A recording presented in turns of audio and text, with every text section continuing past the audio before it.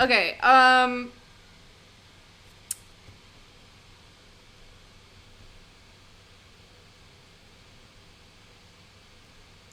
but let me give you a piece of advice. Whenever the doorbell rings, have somebody else answer the door.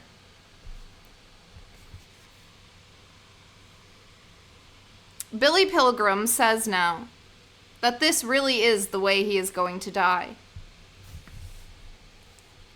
As a time traveler, he has seen his own death many times. He has described it to a tape recorder. The tape is locked up in his will, and some other valuables in his safe deposit box at the Ilium Merchants National Bank and Trust, he says. I, Billy Pilgrim, the tape begins, will die, have died, and always will die on February 13th, 1976. At the time of his death, he says, he is in Chicago to address a large crowd on the subject of flying saucers and the true nature of time. His home is still in Ilium. He had to cross three international boundaries in order to reach Chicago. The United States of America has been balkanized, has been divided into 20 petty nations so that it will never again be a threat to world peace. Chicago has been hydrogen bombed by angry Chinamen. So it goes. It is all brand new.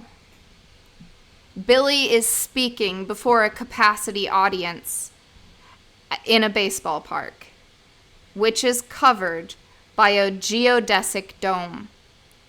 The flag of the country is behind him. It is a Hereford bull on a field of green. Billy predicts his own death within an hour. He laughs about it, invites the crowd to laugh with him. It is high time I was dead, he says. Many years ago, he said, a certain man promised to have me killed. He is an old man now, living not far from here. He has read all the publicity associated with my appearance in your fair city.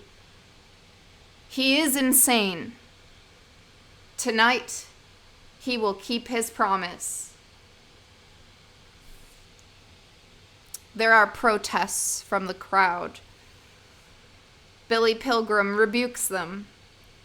If you protest, if you think that death is a terrible thing, then you have not understood a word I've said. He now closes his speech, as he closes every speech, with these words. Farewell, hello, farewell, hello. There are police around him as he leaves the stage. They are there to protect him from the crush of popularity. No threats have been made on his life since 1945. The police offered to stay with him. They are floridly willing to stand in a circle around him all night, with their zap guns drawn. No, no, says Billy serenely. It is time for you to go home to your wives and children. And it is time for me to be dead for a little while. And then live again.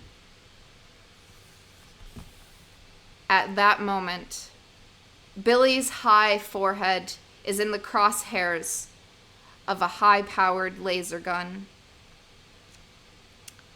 It is aimed at him from the darkened press box.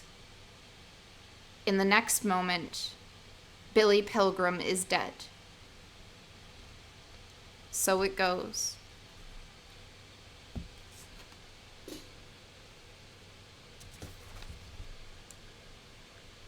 So Billy experienced death for a while.